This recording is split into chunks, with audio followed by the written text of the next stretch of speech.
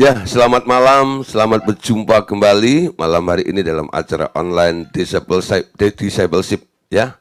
Malam hari ini kita akan kembali melanjutkan materi pelajaran kita. Kita masih membahas malam hari ini tentang tema tentang penglihatan ya. Nah, sudah kita bahas ya satu sesi tadi malam tentang penglihatan tersebut. Nah, tadi malam sudah sampai di sini nih bagian ini ya, tentang mimpi dan penglihatan malam. Ya, tentang mimpi dan penglihatan malam. Ternyata Bapak Ibu Saudara, mimpi itu adalah serupa vision juga, ya. Hanya itu diterima oleh yang bersangkutan ketika ia tertidur. Ya, tapi jangan disalah mengerti kalau di sini dikatakan bahwa mimpi adalah serupa vision juga. Ternyata tidak semua mimpi itu merupakan vision ya. Di sini telah diberikan contoh-contoh bagaimana orang mimpi ya. Contoh Saudara, ada mimpi-mimpi yang ternyata berasal dari hal-hal yang terekam dalam memori. Itu bisa Anda lihat kalau anak-anak Anda biasanya mereka sedang bermain siang-siangnya gitu ya, atau ketakutan, atau sedang sukacita sampai ketawa, geli dan sebagainya. Nah, nanti malam itu dia bisa mimpi ya, mimpi bermain karena apa itu? Itu semua kadang-kadang masih terekam di dalam memori mereka ya. Nah, mungkin orang dewasa juga ada ya, apa yang dialami sepanjang hari sampai dia tidur, ternyata setelah dia tidur sampai pules, lalu dia ngalamin hal tersebut juga ya. Nah, itu bisa terjadi hal seperti itu. Nah, oleh sebab itu hati-hati dengan mimpi. Nggak semua mimpi itu ternyata sebuah penglihatan ya. Nah, terus berikutnya ya. Ada mimpi juga karena orang itu ternyata dia menginginkan sesuatu ya. Jadi dia menginginkan sesuatu. Nah, dengan amat kuat. Nah, ini saya beri contoh ya. Kalau orang pengen kaya gitu ya, pengen duitnya banyak. Nah, karena biasanya dia hidup susah, lalu banyak utangnya, nah, dikejar-kejar rentenir dan sebagainya gitu. Lalu dia pengen ya menginginkan sesuatu dengan amat sangat kuat. Seandainya aku kaya, aku bisa tidur di atas uang. Ternyata ketika dia tidur, dia bermimpi tidur uang itu tersebar begitu sampai dia bermimpi tidur di atas tumpukan uang seperti itu. Ya, nah, oke. Yang ketiga, saudara, ada pula mimpi karena roh orang itu berada di alam roh yang lain. Ya, bisa juga ini ya, jadi dia dibawa ke alam roh yang lain. Contoh ada beberapa orang karena dia sangat-sangat merindukan Tuhan dan berfokus kepada Tuhan, akhirnya ketika dia tidur, dia bermimpi dibawa oleh malaikat itu ke Firdaus, jalan-jalan di taman seperti itu. Ada orang cerita dengan saya, Pak, tadi malam saya mimpi, Pak, bangun itu saya kaget, pengennya saya nggak bangun. Kenapa? Wah, indah sekali. Kenapa? Kayak diajak jalan-jalan di taman yang indah. Belum ada saya menemukan taman di dunia ini yang seindah itu, ya. Nah, di situ ketemu makhluk-makhluk, ya, ketemu malaikat-malaikat, semua penduduknya ramah dan terang taman itu, nggak ada kegelapan sama sekali. Dan di situ ada sungai-sungai yang mengalir. Nah, saya tahu itu pasti dia dibawa oleh malaikat untuk jalan-jalan ke Firdaus, ya. Tapi ada juga nih yang sampai dibilang, Pak, saya takut tidur. Kenapa? Tadi malam, Pak, saya tidur terlelap. Saya sepertinya ada di satu tempat yang gelap. Di situ makhluknya itu mencekam gitu, ya. Ada taringnya, ada tanduknya, wah, besar-besar, berbulu dan sebagainya. Wah, itu dia melorot ke Hades, ke daerah-daerah dunia orang mati atau di tempatnya setan-setan ada di sana. Nah, saudara, jadi walaupun Anda tidur, mungkin roh Anda bisa dibawa ke sana. Tapi ada mimpi yang punya persamaan dengan penglihatan, ya. Nah, di sini, ini bagian keempat contohnya ya. Ada juga mimpi yang merupakan petunjuk dari Tuhan. tentang hal-hal yang akan datang atau sesuatu yang sedang terjadi di tempat yang lainnya, ya. Nah, contoh yang paling gampang yang sudah saya jelaskan tadi malam juga itu ketika Yusuf, ya, ketika Yusuf terancam dengan bayinya Yusuf, yaitu Tuhan Yesus dan istrinya Maria. Nah, lalu malaikat datang tengah malam, ya, dalam mimpi. Yusuf itu ternyata tukang mimpi, gitu. Mungkin kalau tidur langsung makles, bukan tidur ayam gitu loh, ya. Tidur langsung makles gitu, langsung deep dan langsung mimpi, ya. Berapa kali Yusuf suaminya Maria ini mimpi? Dulu pernah, ya, sebelum peristiwa itu Yusuf ini pernah ngalami ketika dia mau diam-diam meninggalkan Maria karena dia melihat atau melalui pengakuan Maria bahwa dia mengandung oleh Roh Kudus. Lah dia nggak bisa terima. Tapi malaikat Tuhan datang dalam mimpi menasihati Yusuf sehingga Yusuf akhirnya rela mengambil Maria untuk menjadi istrinya. Nah, saudara, berikutnya ketika sudah punya anak lalu didatangi oleh orang-orang Majus, ternyata Herodes marah. Herodes berikhtiar mau membunuh Yesus. Nah, bagaimana untuk menyelamatkan Yesus ini? Malaikat datang di dalam mimpinya Yusuf. Yusuf, malam ini juga kamu harus bergegas, cepat keluar dan pergi ke Mesir. Selamatkan anak ini, karena ada yang ngamuk, yaitu si Herodes itu. Nah, Bapak Saudara, ini merupakan mimpi, ya, sebuah penglihatan di mana ada petunjuk yang diberikan oleh Tuhan kepada mereka, ya. Nah, jadi hal-hal seperti ini bisa terjadi juga di dalam kehidupan kita. Mungkin Tuhan mau memberikan petunjuk, ya, tentang hal-hal yang akan datang atau sesuatu yang sedang terjadi di tempat-tempat lain juga. Malam hari ini kita lihat beberapa contoh di dalam firman Tuhan. Kita buka di dalam Kejadian 20 ayat yang ketiga. Kejadian 20 ayat yang ketiga. Tetapi pada waktu malam Allah datang kepada Abimelek dalam suatu mimpi, serta berfirman kepadanya, engkau harus mati oleh karena perempuan yang telah kau ambil itu, sebab ia sudah bersuami. Bapak Saudara, siapa itu Abimelek? Abimelek itu sebenarnya orang kafir, ya, di luar Tuhan. Tapi kenapa Tuhan berbicara kepada Abimelek? Kenapa Tuhan memberikan penglihatan kepada Abimelek? Saudara, karena ini ada kaitannya dengan Abraham, ya.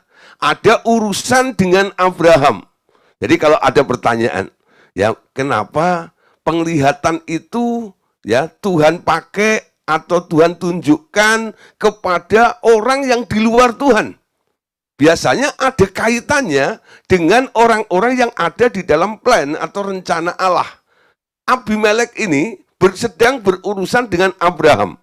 Memang, ya, di sini Abimelek itu nggak salah, ya. Nah, sebenarnya ini adalah hal yang dibuat oleh Abraham untuk menyelamatkan nyawanya. Ketika dia masuk ke daerah itu, daerahnya Abimelek itu, nah, di situ Abraham mulai berpikir, dia pandangin istrinya. Ternyata istrinya tuh cantiknya luar biasa, ya Allah. Wah, benar-benar, ya, cantiknya luar biasa. Ketika memandang istrinya yang cantik itu, ya, lalu dia berpikir, ya, pertama pasti bangga, ya, wah, dapat istri cantik, ya, luar biasa, ya. Tapi dia merasa khawatir, gitu. Gara-gara istri saya cantik ini, nanti gimana kalau ada yang pengen dengan istri saya? Ya, kalau orang itu ngotot dan dia punya kekuasaan lebih kuat, ya, powernya dari saya bisa dibunuh ini, ya. Lalu si Abraham ini bilang kepada istrinya, kamu itu cantik luar biasa, ya, lah. Tapi kecantikanmu itu bisa membawa petaka buat saya. Kalau ada orang pengen kamu, lalu dia bunuh saya bagaimana? Sekarang begini aja, ya. Ini sebenarnya dibilang bohong juga tidak, dibilang tidak juga bohong, saudara, ya. Kenapa? Saya ceritakan begini, ya. Abraham dan Sarah itu sebenarnya masih saudara, ya. Lah dulu nikah dengan saudara itu boleh dulu ya. Karena apa? Zaman Adam itu anak-anaknya Adam kawin dengan siapa? Ya dengan keluarganya, ya dengan adik-adiknya juga. Karena perintahnya hanya untuk berkembang biak dan beranak cucu. Nah, untuk menjaga supaya kekudusan dan kualitas daripada pilihan Tuhan itu, Tuhan kadang-kadang berkata, jangan kawin dengan orang luar, kawin dengan keluargamu. Ya, ini alasannya ya, kenapa Abraham kawin dengan Sarah yang masih saudaranya. Jadi Sarah itu saudaranya Abraham. Jadi ini yang saya katakan, dibilang bohong juga tidak, dibilang tidak juga bohong, saudara. Gitu ya. Jadi memang ini liciknya Abraham, ya. Lah, saudara, Allah itu cukup sabar dalam mendidik Abraham, ya lah, dalam kelicikannya, dalam kekurangannya, untuk membentuk dan untuk membentuk dan melihat Abraham itu akhirnya tumbuh dan jadi pemimpin yang besar. Nah, saudara, jadi Abraham itu bilang gini, nanti kalau orang tanya, gitu, siapa kamu? Nanti aku akan jawab, dia saudaraku. Ya, kalau aku bilang saudaraku, aku aman nih. Ya, nah, saudara, betul. Ketika ketemu dengan Abimelek ditanya, itu siapa itu si cantik itu? Oh, itu saudaraku. Lah gitu ya. Nah, gara-gara Abraham bilang saudaranya, ya, Abimelek bilang, boleh dong, aku ambil untuk jadi istriku, ya. Nah, akhirnya dibawa nih si Sarah, ya, ke kemahnya Abimelek itu. Udah situ dah. Abraham juga mikir 1000 kali nih. Aduh, celaka nih. Gara-gara gue bilang dia saudaraku, istriku diambil oleh orang lain. Tapi di sisi lain nyawanya terselamatkan, ya. Lah, disinilah Tuhan berperkara, saudara. Malam itu sebelum Abimelek melakukan hubungan suami istri dengan Sarah, Tuhan datang dalam mimpinya kepada Abimelek itu. Ya, tadi dikatakan dalam Kejadian 20 ayat yang ketiga. Tetapi pada waktu malam Allah datang kepada Abimelek dalam suatu mimpi serta berfirman, engkau harus mati oleh karena perempuan yang telah kau ambil itu, sebab ia sudah bersuami. Ya, jadi Tuhan mengingatkan, Tuhan mengarahkan, Tuhan menegur Abimelek, kamu itu salah, kalau pakai bahasa harian itu ya, bahwa orang yang kamu ambil, perempuan yang kamu ambil ini adalah bojone wong, balik no, itu ya. Itu kalau bahasa sekarang ini ya. Jadi ada orang ngambil istri orang, Tuhan menegur balikin tuh istrinya orang. Mungkin saudara ada kasus-kasus ya seperti ini, ada orang yang selingkuh, yang ambil istri orang dan sebagainya. Lah, satu kali mungkin Tuhan menegur orang itu, kembalikan, itu bukan punyamu, itu melanggar hukum ke-10. Jangan mengingini milik barang orang lain, istri orang lain, suami orang lain, dan sebagainya. Pokoknya yang punyanya orang lain, balikin. Nah, saudara, memang hukum itu pada waktu itu belum ada, makanya Tuhan berfirman atau datang kepada Abimelek dalam mimpinya itu. Nah, saudara, mimpi semacam ini boleh dikatakan penglihatan juga. Ya, Tuhan datang, Tuhan berperkara, memberikan petunjuk, memberikan arahan, menegur Abimelek itu.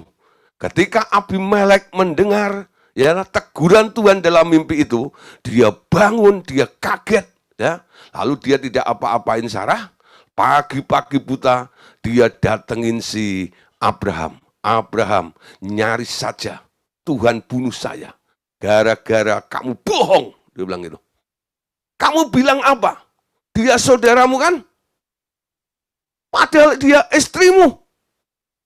Nah, Abraham sambil cengenges, senyum-senyum gitu ya, dia bilang gini, Sebenarnya dibilang bohong juga tidak, Tuanku Raja.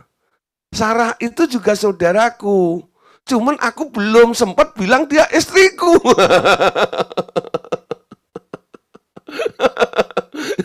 Orang kalau udah ketahuan salah tuh kadang-kadang begitu ya. Memang benar gitu loh. Dia saudaraku, betul. Tapi aku belum bilang dia itu istriku. Kamu buru-buru aja sih samber, gitu loh. Bawa kabur dia. nyalahin Abimelek pula, betul nggak tahu? Nah, tapi akhirnya Anda lihat ya, sesuatu yang baik terjadi ya. Tuhan menyelamatkan, ya. Sebab apa? Abraham dan Sarah itu ada di dalam rencana Allah. Ya, Tuhan pilih Abraham, dia keluarkan dari sanak saudaranya untuk sebuah tujuan, untuk menjadi sebuah bangsa yang besar, yaitu Israel, betul? Umat pilihan Allah. Tuhan turut menjaga di situ. Ya, nggak heran Tuhan intervensi ya kepada orang-orang yang mencoba untuk menggagalkan atau merusak rencana Allah tersebut.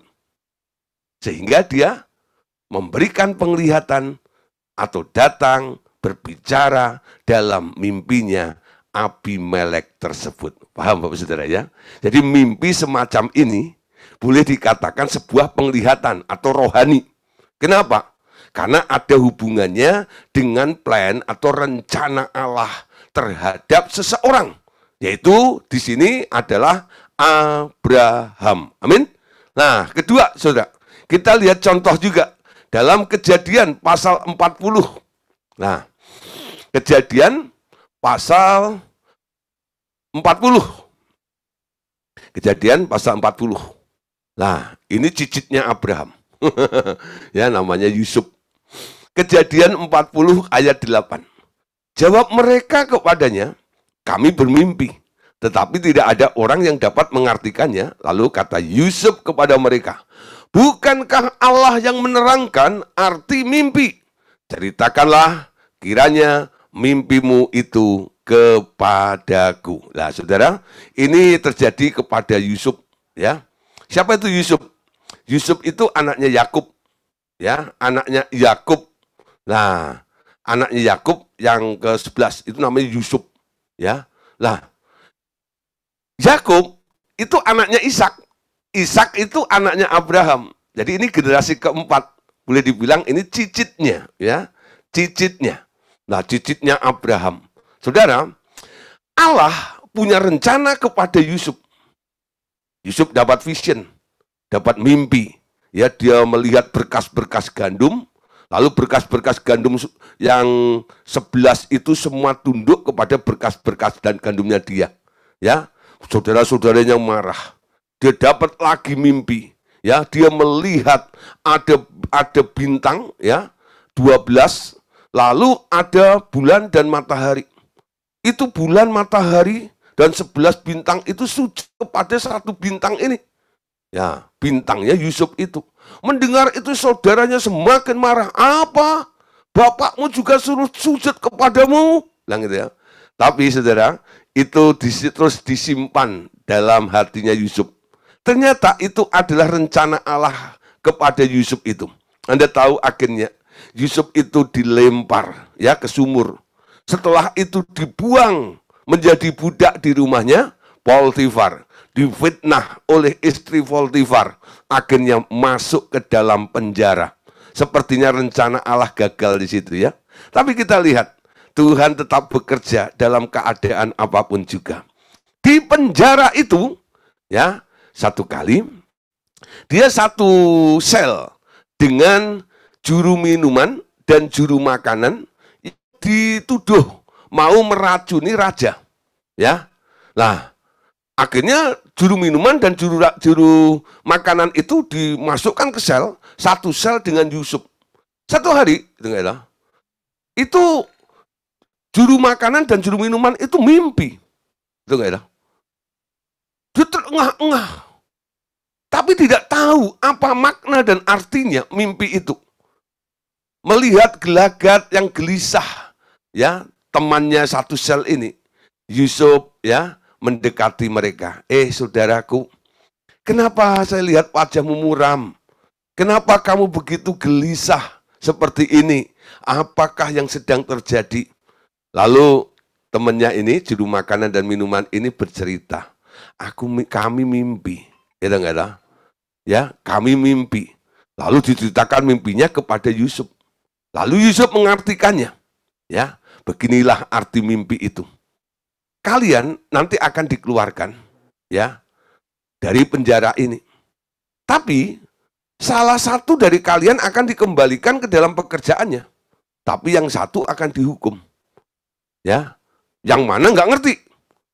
Tapi Yusuf pesan, nanti kalau yang tidak dihukum sudah kembali pada pekerjaannya, entah itu juru makanan atau juru minuman, ingat aku dong.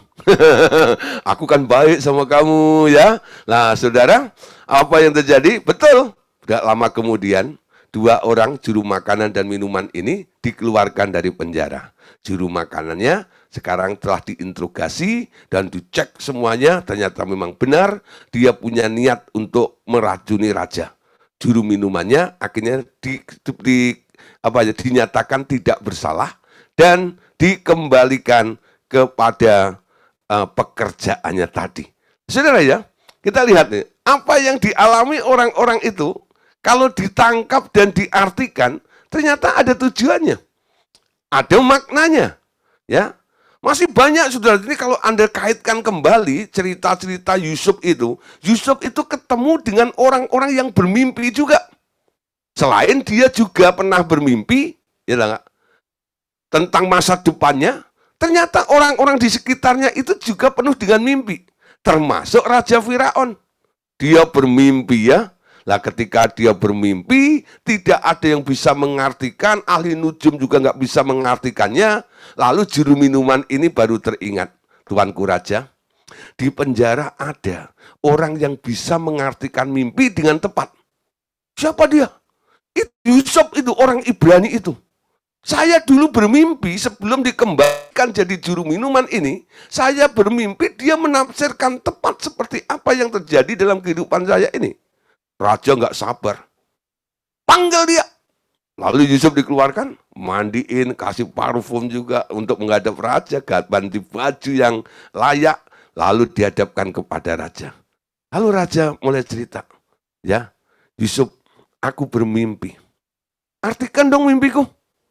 Lalu Yusuf mengartikan mimpinya, ya lah. Nah, tentang apa yang dimimpikan oleh raja itu.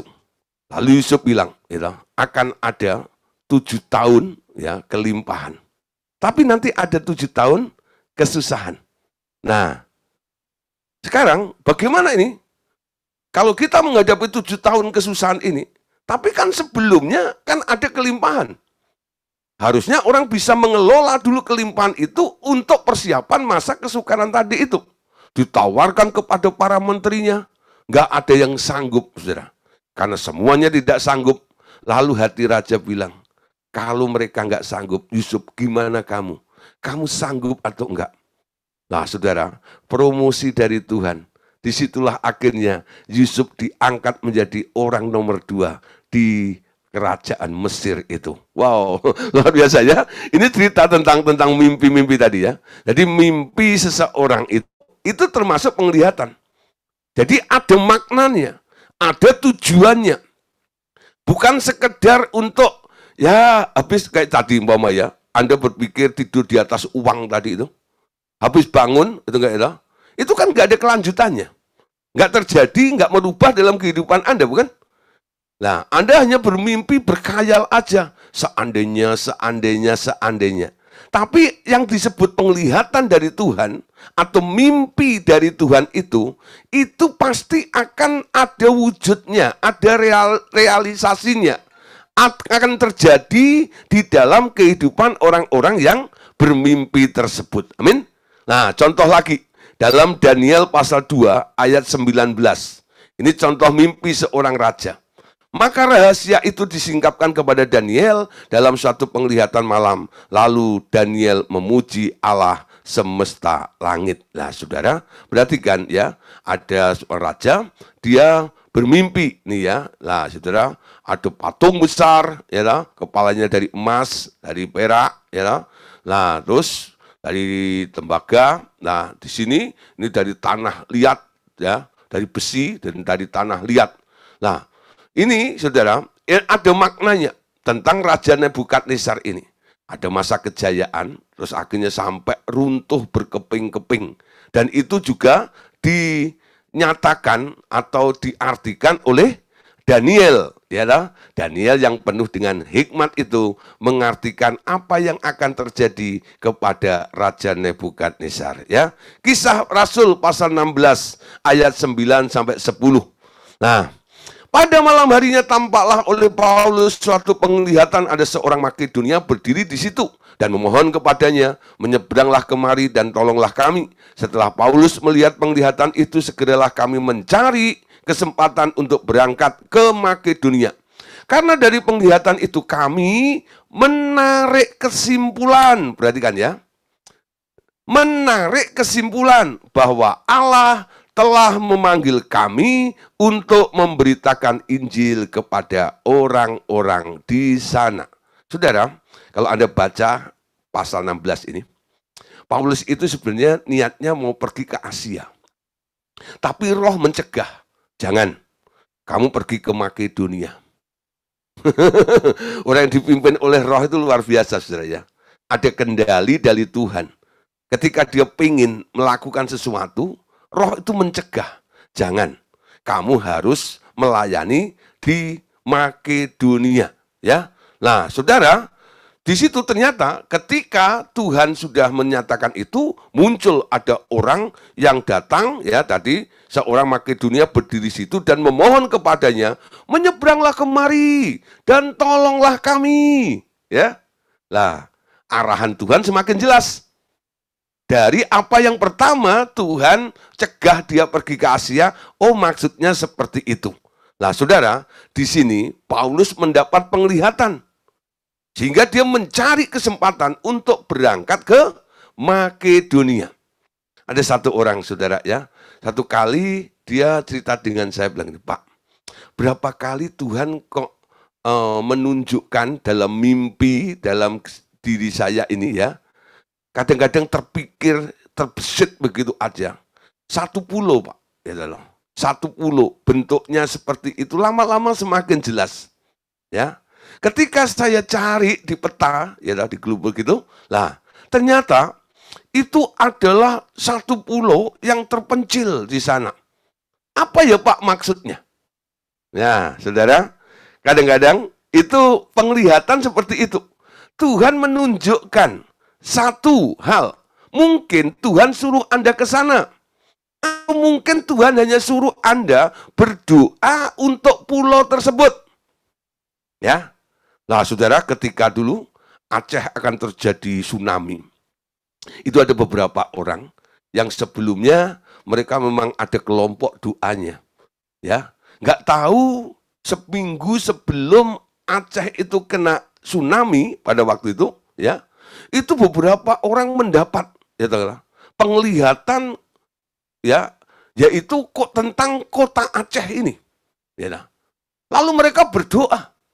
Mereka berdoa, tapi saudara, ya mungkin karena keterbatasan nggak terlalu mengerti tentang maknanya, cuman dia mengirim damai sejahtera saja, ya berdoa untuk anak-anak Allah yang tinggal di Aceh supaya Tuhan memelihara, Tuhan melindungi. Kira-kira doanya hanya begitu saja, ya.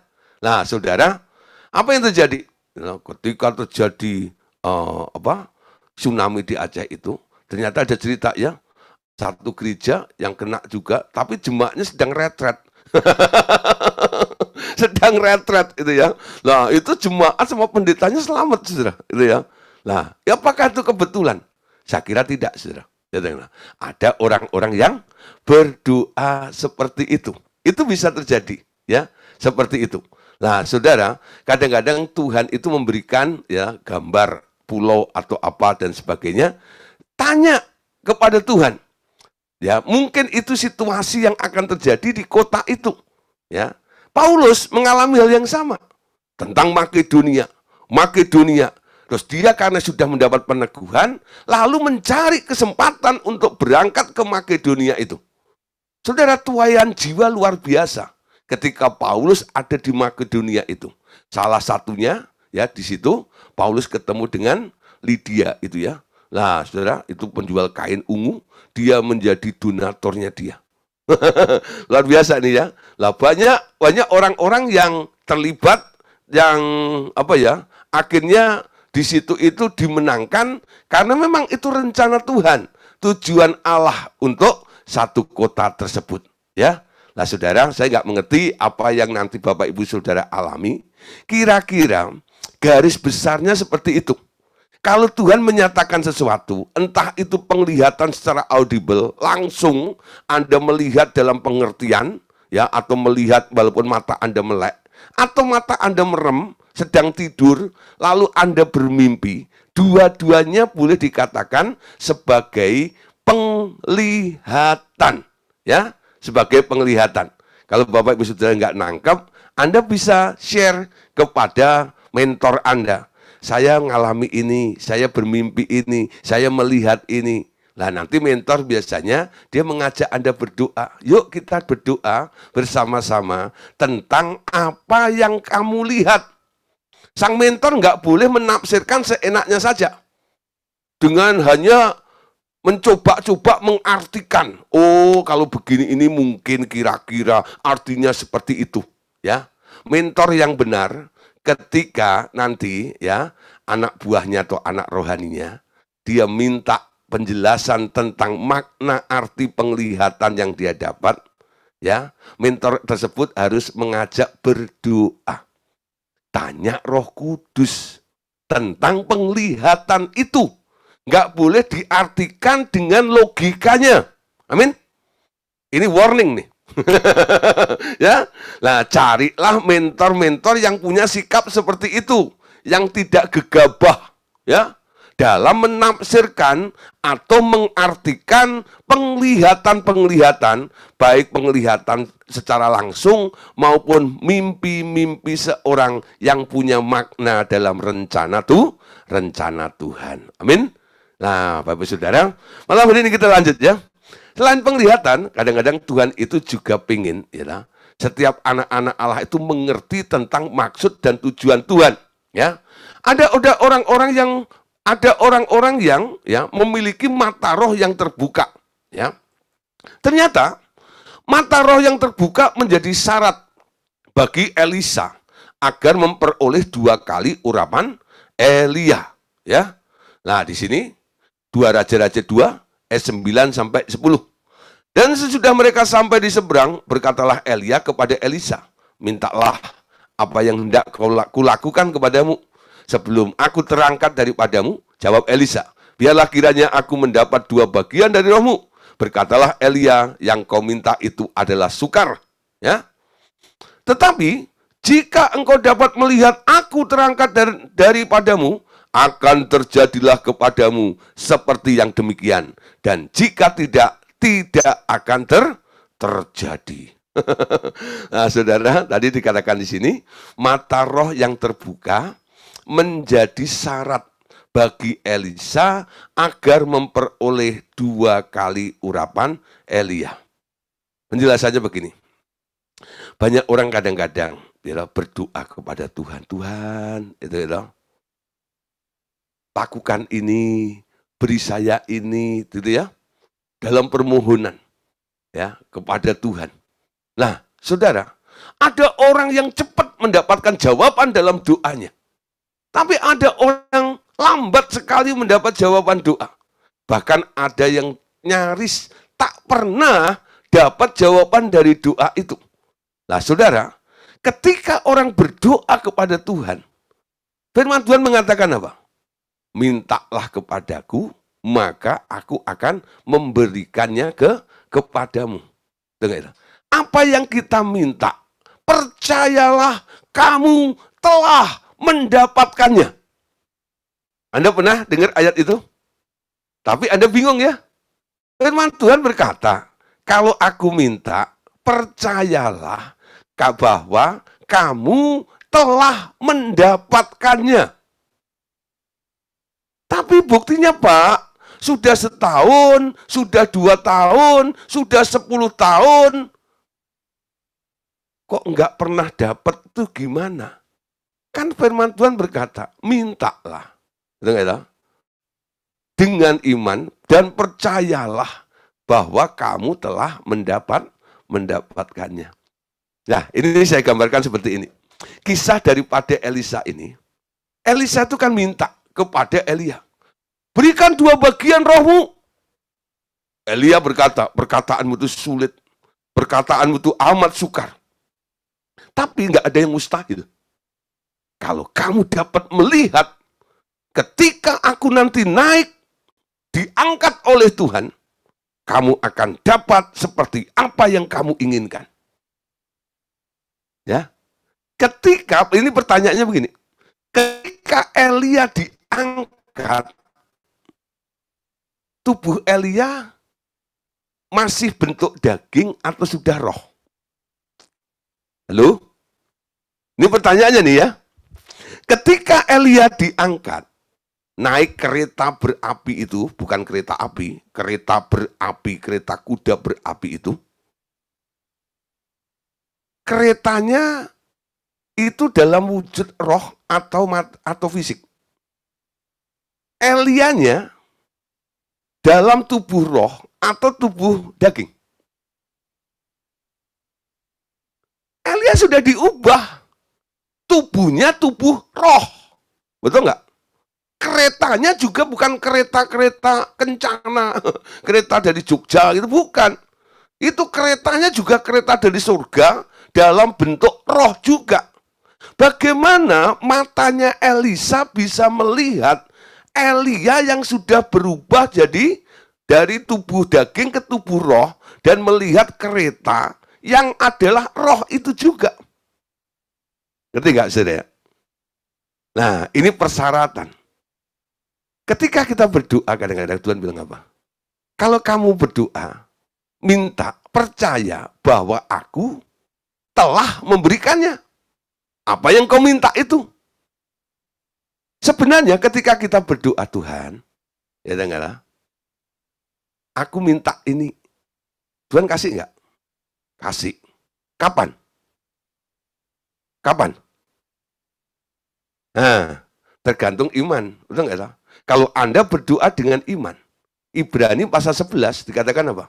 Iman adalah dasar dari segala sesuatu yang kita harapkan dan bukti dari segala sesuatu yang tidak kita lihat. Betul? Melihat apa yang tidak kelihatan, mengharapkan sesuatu, percaya bahwa itu dapat dari apa yang Anda harapkan. Kapan Tuhan memberikannya? Nah, saudara, dalam terjemahan Indonesianya itu ada kata yang kurang. Ya, kalau Anda lihat dalam versi King James-nya, ya, di situ di depan kata iman, faith itu ya, itu ada now. Sekarang, iman adalah dasar dari segala sesuatu. Ketika Anda punya iman, saat itu juga itu terjadi. Terjadinya di mana? Terjadinya bukan di alam materi. Terjadinya di alam roh. Bagaimana Anda yakin Anda sudah mendapatkannya? Kalau matamu terbuka. Kalau matamu, rohmu bisa melihat alam roh, Anda melihat jawaban Tuhan saat itu. Ketika Anda meminta, Tuhan itu sudah memberikannya. Sehingga Anda bersyukur. Terima kasih Tuhan, Engkau sudah menjawab doaku. Paham sudah? Ada orang kadang-kadang cuman lip service. Dia belum melihat hasil di alam roh. Lalu dia hanya meraba-raba saja. Terima kasih Tuhan, Engkau sudah menjawab, aku yakin, aku sudah dapat, gitu ya. Alasannya apa? Nggak ada alasannya. Karena dia nggak melihat, betul? Tapi kalau Anda melihat di alam roh, walaupun belum terjadi di alam materi, nah, Anda bisa bersyukur seperti itu. Terima kasih Tuhan, Engkau sudah menjawab, Engkau sudah memberikan apa yang aku minta. Thank you Lord, terima kasih Tuhan, matur suwun Gusti. Nah, lalu Anda bisa cerita, dengar, Pak Kis, Saya sudah dapat. Pak Kis bingung, mana Pak Gideon? Ya pokoknya sudah. Sekarang yang bingung siapa? Pak Kis, itu enggak itu. Ini Pak Gideon aneh. Belum mendapatkannya, belum ada di rumahnya, kok bilang sudah ada. Jangan-jangan itu saking pengennya kali itu. mulai ngeladekin tuh. Lah, saudara, itu bisa terjadi seperti itu. Ya, makanya tadi dikatakan, ya, mata roh yang terbuka itu adalah syarat. Ya, syarat apa? Syarat Elisa agar memperoleh 2 kali urapan Elia. Nah, ini juga terjadi dalam kehidupan kita sehari-hari. Kita ganti 2 kali urapan Elia itu apa saja yang engkau minta. Mata roh itu menjadi syarat bagi Anda agar memperoleh apa yang Anda minta dan Anda sedang harapkan itu. Entah itu materi atau itu kesembuhan dan sebagainya. Amin. Nah, ini persyaratan. Nah, saudara, lanjut lagi. Doa Elisa ternyata dapat membuka mata roh bujangnya dan menutup mata jasmani orang-orang Aram. Di sini kabar baiknya, ternyata mata roh itu bisa dibuka. Tapi juga bisa ditutup. Nah, siapa yang bisa membuka dan menutup mata roh itu? Nah, ini ahlinya ada. Ahlinya ada. Ya. Orang yang sudah pernah mengalami, biasanya dia tahu mekanismenya. Ya. Orang yang mengerti dan dia bisa terbuka, ya, mata rohnya terbuka. Dia biasanya bisa membuka dan menutup mata roh orang lain juga. Ternyata Elisa, setelah dia ngalami terbuka mata rohnya melihat Elia naik ke surga itu, bukan berhenti di situ saja. Ternyata Elisa mampu membuka mata roh orang lain. Ya, di sini perhatikan dalam 2 Raja-Raja pasal 6 ayat 17 sampai 18. Lalu berdoalah Elisa, ya Tuhan, buka kiranya matanya supaya ia melihat. Mata Tuhan membuka mata bujang itu sehingga ia melihat. Tampaklah gunung itu penuh dengan kuda dan kereta berapi sekeliling Elisa. Ketika orang-orang Aram itu turun mendatangi dia, berdoalah Elisa kepada Tuhan. Butakanlah kiranya mata orang-orang ini, maka dibutakannya mata mereka sesuai dengan doa Elisa. Ya, jadi ada yang dibutakan, ada yang dibuka matanya. Nah, apa yang dibuka oleh Elisa? Yaitu mata roh bujangnya. Jadi bujangnya itu pagi-pagi dia keluar, dia kaget. Karena ternyata tentara musuh sudah mengepung daerah itu. Dia masuk bangunin, ya, si Elisa. Tuanku, cilaka ini. Musuh sudah mengepung kita. Tapi Elisa dengan santai, dia berkata, jangan takut. Yang menyertai kita jauh lebih besar, jauh lebih banyak daripada tentara yang akan membunuh kita ini. Yang mengepung kita itu. Ya, coba keluar, lihat. Berapa banyak yang menyertai kita? Dia keluar, cari. Nggak lihat, balik lagi. Nggak ada. Yang saya lihat justru tentara musuh yang sudah siap untuk menyerang kita. Ya, melihat kepanikan seperti itu. Lalu Elisa, sini. Ya, tak doain. Tumpang tangan. Di situ ya, Elisa berkata, terbukalah matamu. Mata apa yang dimaksud oleh Elisa? Mata roh. Karena mata yang itu, mata jasmaninya, dia nggak buta. Dia bisa melihat musuh. Dia melihat sekelilingnya. Tapi mata rohnya tertutup. Lalu Elisa bilang, keluarlah sekarang. Lihatlah sekali lagi. Ketika dia keluar, dia kaget. Ternyata di gunung itu, ya, banyak tentara. Ya, pasukan malaikat surgawi dengan pedang yang terhunus. Lalu dia masuk, betul tuanku Elisa. Yang menyertai kita jauh lebih banyak, lebih canggih lagi daripada tentara musuh itu. Sehingga bujangnya tidak takut. Lalu Elisa berdoa lagi. Doanya apa? Butakanlah mata tentara-tentara itu. Yang dimaksud mata di sini mata apa? Mata jasmani. Ya, mata jasmani.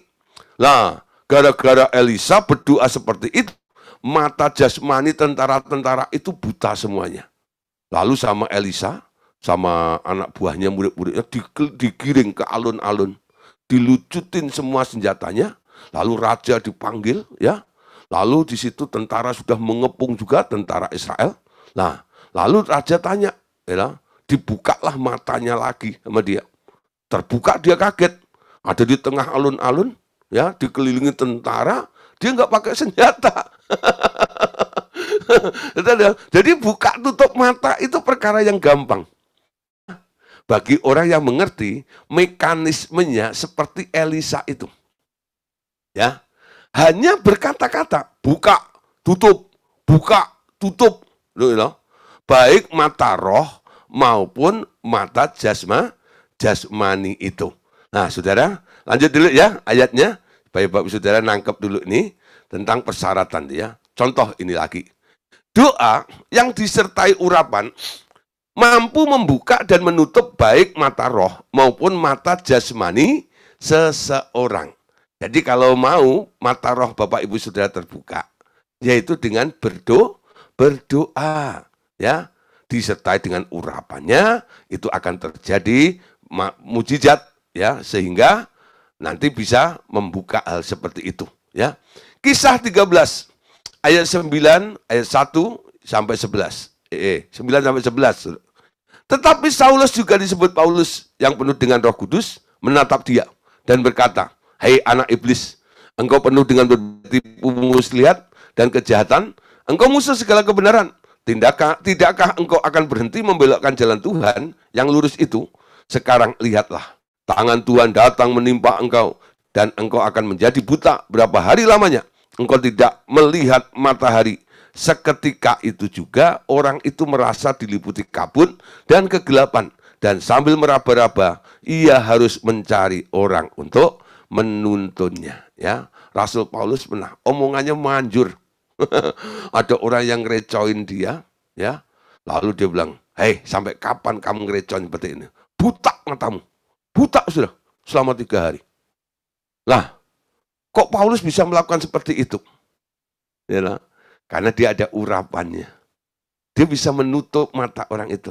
Ketika orang itu minta ampun dan menyadari kesalahannya, Paulus berdoa lagi. Terbuka matamu. Sembuh tuh, bisa melihat lagi. Buka, tutup mata itu hal yang mudah sebenarnya.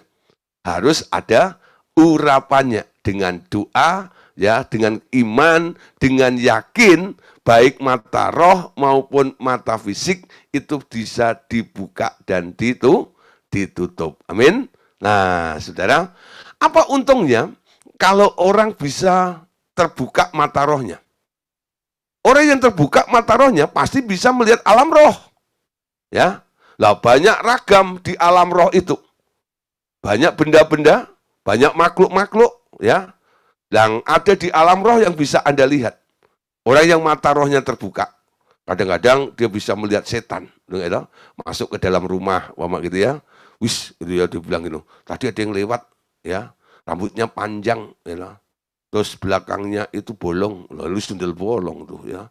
Nah, mama gitu ya. Ada aja seperti itu, ya. Saya punya tim dulu gitu ya. Itu punya mata roh, ya.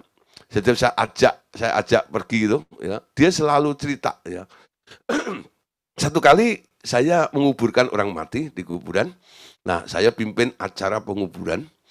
Nah, setelah itu ya saya bawa tim itu, ya, anggota tim saya yang mata rohnya terbuka itu. Lalu setelah pulang dia cerita begini, Pak Gideon. Kenapa?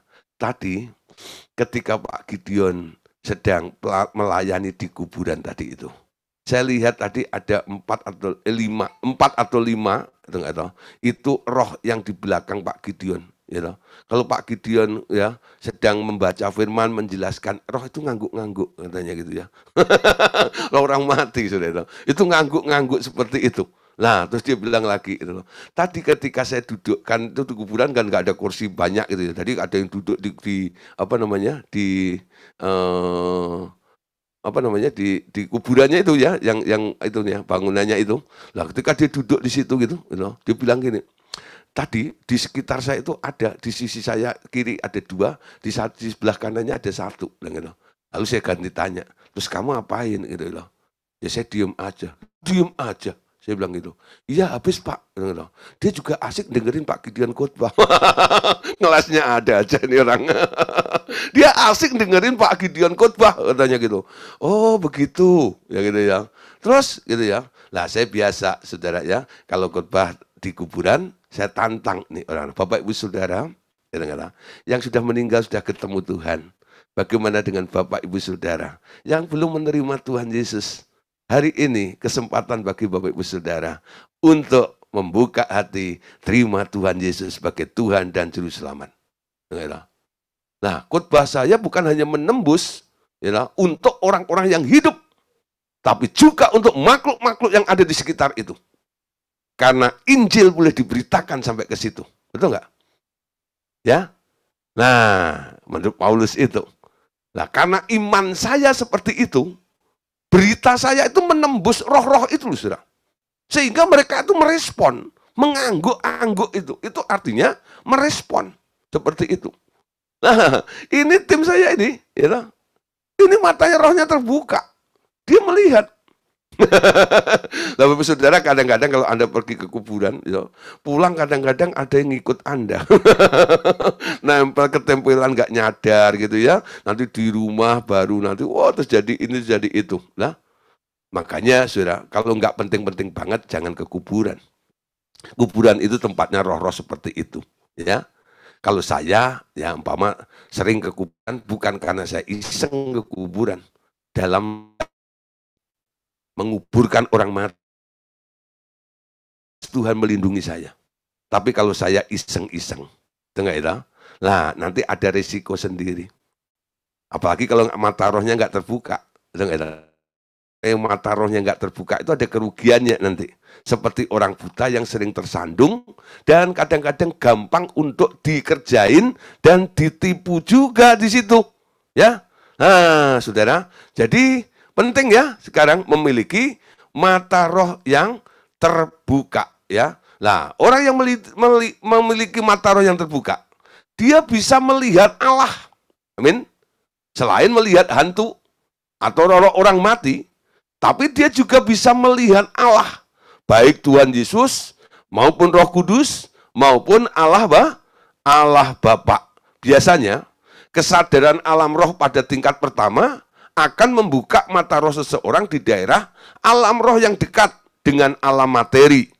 Bila kedagingan semakin dilenyapkan, mata roh dapat melihat ke dalam alam roh yang lebih tinggi. Ya, terus ternyata setelah Roh Kudus menyucikan orang percaya, terus menerus mata roh orang itu mampu memandang Allah Bapa yang semula tak dapat dilihat manusia biasa, ya. Lah saudara, jadi mata roh yang terbuka itu awalnya hanya melihat di sekitarnya, ya. Jadi di alam roh itu ada tingkatan-tingkatan, ya. Semakin matamu disucikan, hatimu disucikan, Anda bisa menembus ke sana. Sampai Anda menggenapi apa yang dikatakan Tuhan Yesus, berbagailah orang yang suci hatinya, karena mereka akan melihat Allah. Amin. Itu janji. Tuhan bilang, kalau hatimu suci, engkau akan bisa melihat Allah. Roh Kudus menyucikan setiap hati anak-anak Allah, orang-orang percaya. Tujuannya supaya anak-anak Allah yang terbuka mata rohnya ini bisa melihat Allah. Apa ada orang yang bisa melihat Allah? Nah, saudara, di dunia ini ada berapa kali orang yang bisa melihat Allah, Bapa khususnya ya. Contoh siapa? Tuhan Yesus ketika ada di muka bumi. Contoh dalam Yohanes 5 ayat 19. Lalu Yesus menjawab mereka, sesungguhnya aku berkata kepadamu, anak tidak dapat mengerjakan sesuatu dari dirinya sendiri, jikalau ia tidak melihat Bapa mengerjakannya. Sebab apa yang dikerjakan Bapa, itu juga yang dikerjakan anak. Pertanyaannya, kenapa Tuhan Yesus bisa melihat Bapaknya? Jangan bilang dia Allah. Dia datang ke dunia jadi manusia sama seperti kita, betul? Tapi kenapa Tuhan Yesus bisa melihat Allah? Karena Tuhan Yesus hatinya suci. Itu jawabannya. Amin. Setuju nggak? Nggak setuju ya wes. Setuju nggak? Yesus sendiri yang bilang, berbahagialah orang yang suci hatinya, karena mereka akan melihat Allah. Itu merupakan pernyataan yang dikatakan Tuhan Yesus. Kalau ada orang tanya, kenapa Tuhan Yesus bisa melihat Bapaknya? Allah Bapa. Sama seperti apa yang dikatakan Tuhan Yesus tadi dong. Karena hatinya suci. Amin. Sehingga Tuhan Yesus bisa melihat Allah. Kalau persyaratannya hati suci, Anda bisa menyucikan hatimu, kira-kira Anda bisa nggak? Sama seperti Tuhan Yesus bisa melihat Allah. Bisa nggak? Bisa harusnya. Amin. Jangan dipikir ruwet. Jangan dipikir sulit sendiri. Tuhan Yesus itu memberikan teladan. Aku bisa melihat Allah Bapa. Kamu pun harusnya bisa. Tapi ada syaratnya. Suci hatinya. Amin. Nah, tiap hari Yesus itu lihat Bapaknya. Kenapa? Ayat tadi mengatakan, anak tidak dapat melakukan segala sesuatu kalau dia tidak melihat Bapaknya melakukannya.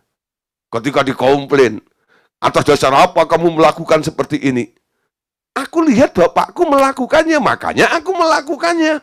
Nah, hampir tiap hari Tuhan Yesus ini melihat Bapaknya melakukan segala sesuatu.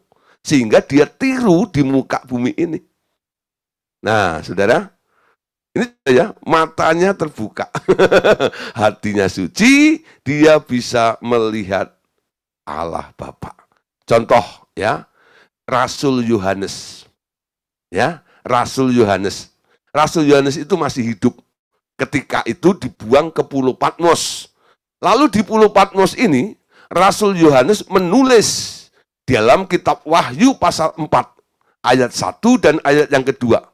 Perhatikan tulisannya. Setelah itu, perhatikan, aku melihat sesungguhnya sebuah pintu terbuka di surga. Dan suara yang dahulu kudengar berkata kepadaku seperti bunyi sangkakala, naiklah kemari dan aku akan menunjukkan kepadamu apa yang harus terjadi sesudah ini. Segera aku dikuasai oleh roh dan lihatlah ada sebuah tahta di surga dan di tahta itu duduk seseorang. Ya, siapa yang dilihat oleh Yohanes? Yang duduk di tahta itu. Dia lihat Bapak. Ketika itu pintu surga terbuka. Ya. Nah, kalau pintu rumah saya buka. Rumah saya itu tusuk sate, sudah. Jadi enak.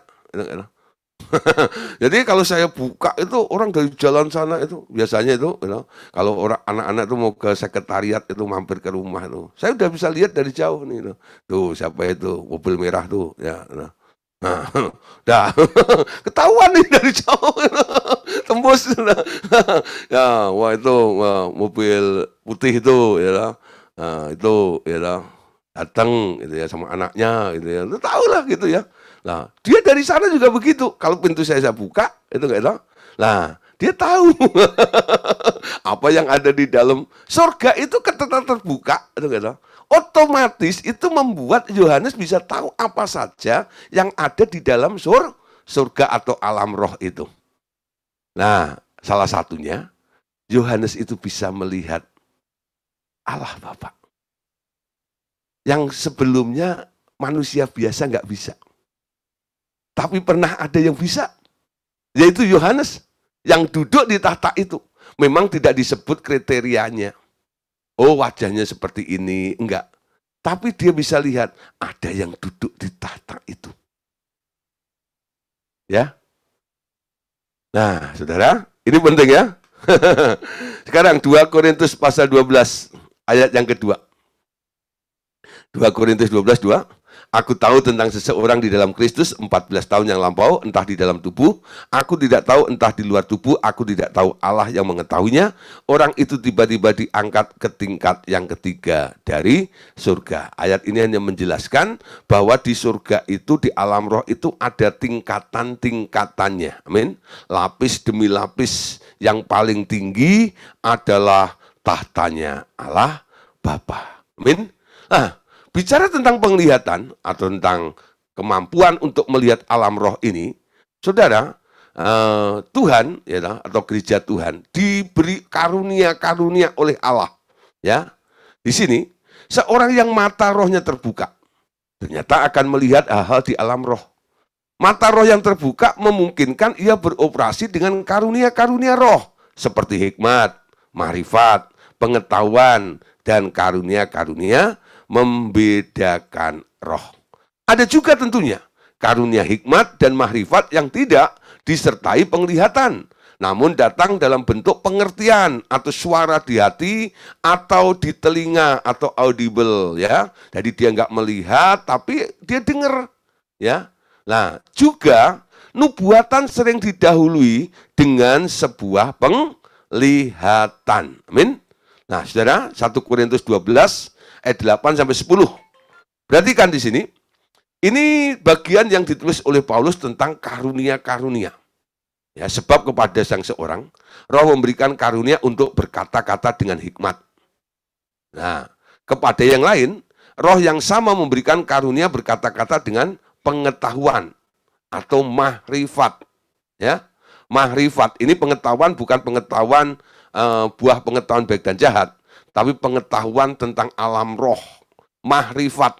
Kepada yang seorang, roh yang sama memberikan iman.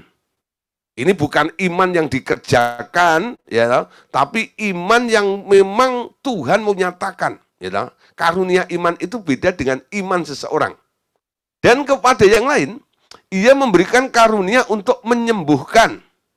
Ya, jadi kalau mendapat karunia itu, penyakit apa saja, Anda katakan, jadilah sembuh, pasti sembuh. Karena apa?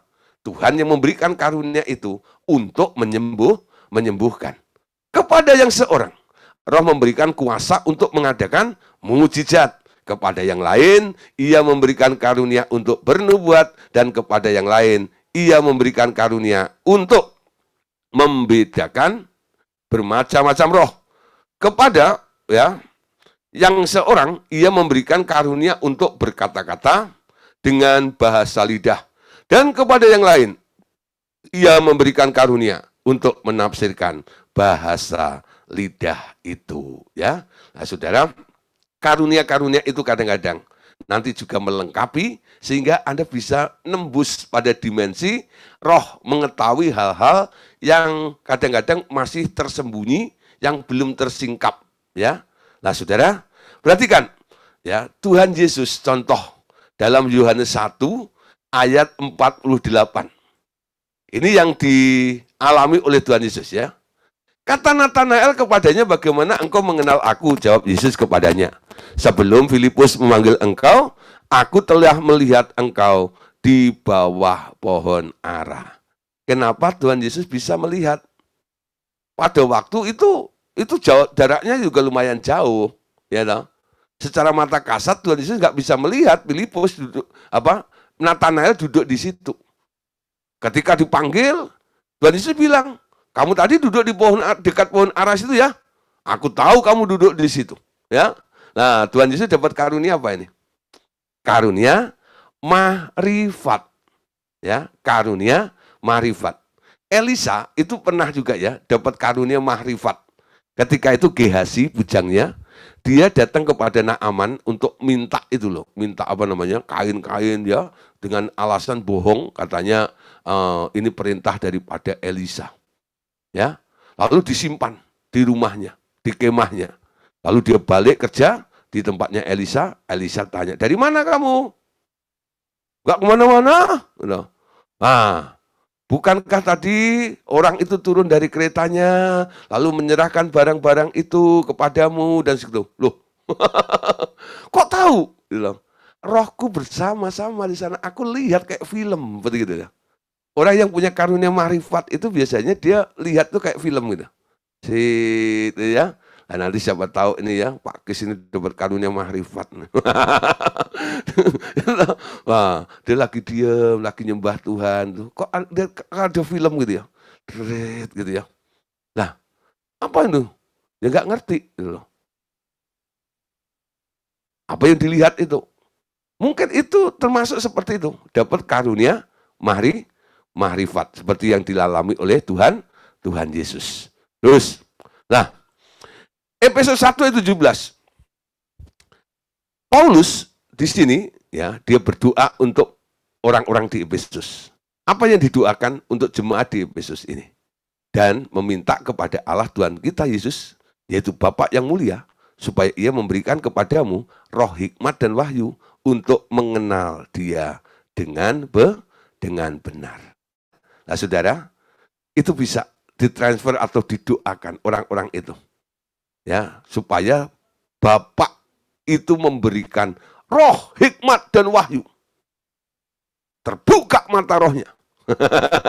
Melihat ini dan melihat itu, ya. Nah, saudara, itu bisa dilakukan, ya. Bagi Bapak Saudara yang memang rindu mendapatkannya, ya. Mulai ini, ya. Siapkan hatimu, sucikan hatimu, ya. Arahkan hidupmu kepada Tuhan. Nanti Anda minta pada Tuhan, Tuhan kasih seperti itu. Karena itu memang perlengkapan yang Tuhan sediakan untuk melengkapi gereja-gereja Tuhan. Itu jadi keren ya, bisa melihat ini, bisa melihat itu, dan banyak orang pengen. Tapi saudara, kalau Anda sudah mengalami, punya karunia-karunia seperti itu, ya, tapi Anda tidak hidup dalam roh, itu bahaya. Ya, kenapa? Karunia-karunia atau kemampuan-kemampuan itu nanti Anda bisa gunakan untuk kepentingan dirimu. Dan apa yang terjadi? Anda tidak akan beda seperti dukun-dukun nantinya. Jadi boleh disimpulkan, orang beriman harus berjalan dalam roh. Amin. Nah, Galatia 5, 25-26. Jikalau kita hidup oleh roh, baiklah hidup kita juga dipimpin oleh roh. Mau masuk ke alam roh, mau melihat tentang roh, betul nggak ya? Tapi harus hidup dipimpin oleh roh. Dan jangan kita gila hormat, jangan kita saling menantang dan saling mendengki. Amin. Pastikan Bapak Ibu Saudara mau dipimpin oleh roh. Orang yang buta, mata rohnya akan sering tersandung dalam perjalanan imannya. Berjalan dalam pimpinan roh menjadi sangat sukar baginya, ya. Nah, itu membedakan orang yang punya mata roh sama enggak. Orang yang mata rohnya buta, dia gampang tersandung dalam iman, ya. Tapi yang punya mata roh terbuka, dia jalannya lancar, ya. Nah, tidak mengalami banyak kesukaran. Anugerah seharusnya membuat segala sesuatu menjadi mudah bagi kita yang percaya, bukan? Dengan diberi karunia sampai kita bisa tembus dimensi roh itu, membuat kita akan melakukan segala sesuatu menjadi lebih mudah. Amin. Jadi memiliki mata roh yang terbuka dan terlatih baik adalah hak orang percaya di dalam anugerah Allah itu. Karunia roh harus dipergunakan menurut pimpinan roh, bukan untuk maksud memegahkan diri dan memamerkannya untuk mengangkat martabat seseorang. Amin. Jadi kalau Anda sudah punya karunia itu, mata rohmu terbuka, jangan untuk pamer. Jangan arogan. Kadang-kadang saya melihat ada orang-orang yang punya potensi di situ. Mata rohnya terbuka, punya karunia ini, karunia itu. Tapi arogannya luar biasa. Ternyata rahasianya malam hari ini pelajarannya adalah mereka nggak dipimpin oleh roh, betul? Pastikan Anda dipimpin oleh roh dan Anda punya karunia itu. Punya kemampuan itu, punya potensi itu. Punya potensi, punya karunia nggak mau dipimpin oleh roh. Nah, saudara, karunia itu nanti Anda akan pakai semena-mena. Lalu Anda membanggakan diri, jadi orang yang sombong. Betul nggak? Nah, pasang tarif ujung-ujungnya. Apa bedanya Anda dengan dukun nanti? Ya, kenapa disebut dukun? Diudu rukun. Itu dukun. Nah, cien. Semuanya nanti ada ukur dengan duit. Nah, saudara, jadi nanti menjual karunia. Mau dilihatin, ya, tembus berapa meter, wani piro, gitu. Ya. Saya ngomong begini, ada faktanya. Ada orang-orang yang segitu lupa, saudara. Satu kali saya tegur, kenapa kamu lakukan seperti itu? Apakah itu dipimpin oleh roh atau tidak? Marah dia. Dengar ya, Bapak iri ya, saya bisa lihat. Terus begitu sudah ya. Nah sudah nih, dengar. Padahal dulu dari pertama sebelum dia diakui ya sebagai seorang hamba Tuhan atau pendoa syafaat itu, dia penuh dengan masalah. Datang saya tekunin, saya doain segala macam, bebasin dari masalah ini masalah itu. Lalu sampai akhirnya bertumbuh. Nah saya mulai bertanggung jawab juga, merasa bertanggung jawab juga ya, sebagai pembina atau kakak rohaninya. Melihat kondisi liar seperti itu, saya tegur, malah berbalik marah seperti itu. Lalu ya saya rasanya, aduh kau seperti itu ya. Jadi sekarang gimana saudara? Orang harus dipimpin roh dulu, betul nggak ya? Jadi jangan Anda tumpang tangan buka mata roh, tapi orang itu nggak mau dipimpin oleh roh. Nanti Anda akan melihat buah yang sangat menyakitkan seperti itu. Orang biasanya kalau udah penuh karunia, disuruh dipimpin oleh roh, nggak mau. Jadi sebelum Anda doain dibuka mata rohnya, pastikan orang-orang itu mau dulu dipimpin oleh roh. Amin. Paham maksud saya? Dengan mudah Anda bisa membuka mata roh, menutup mata roh, memberikan karunia-karunia 9 karunia itu kepada orang-orang lain. Tapi pastikan juga orang-orang yang akan Anda doakan itu, dia mau dipimpin oleh roh dulu. Kalau tidak, saudara, karunia-karunia roh itu akan digunakan semau mereka sendiri. Amin. Nah, saudara, untuk menutup malam hari ini, baca. Ini ayat yang terakhir. Ya. Nah, ayat kesukaan Pak Andreas Daryanto. Ayat terakhir namanya. 1 Korintus 14 ayat 26. Jadi bagaimana sekarang saudara-saudara? Bila mana kamu berkumpul, hendaklah tiap-tiap orang mempersembahkan sesuatu. Yang seorang bermazmur, yang lain pengajaran. Atau, perhatikan, pernyataan Allah. Atau karunia bahasa lidah. Atau karunia untuk menafsirkan bahasa lidah. Tetapi, semuanya itu harus dipergunakan untuk membangun. Kalau dipimpin roh, roh itu nanti akan menyuruh Anda untuk membangun seseorang. Ya, bukan untuk membangun dirinya sendiri. Bukan untuk cari untung. Nah, malam hari ini saya harap ya dengan mengetahui tentang adanya penglihatan, pelajaran ini boleh ya menjadi sebuah pembelajaran bagi kita semuanya, ya, bahwa Tuhan menyediakan sarana-sarana untuk kita bisa menembus alam roh dengan penglihatan-penglihatan itu. Oke, Bapak Saudara, tentang penglihatan sudah kita selesaikan malam hari ini. Besok kita akan lanjut materi kita dengan kita akan belajar tentang dunia malaikat. Nah, nih makhluk roh ya, dunia malaikat. Pastikan Bapak Saudara besok bergabung kembali untuk ikut online discipleship pada jam yang sama. Tuhan Yesus memberkati kita semuanya. Amin. Yuk kita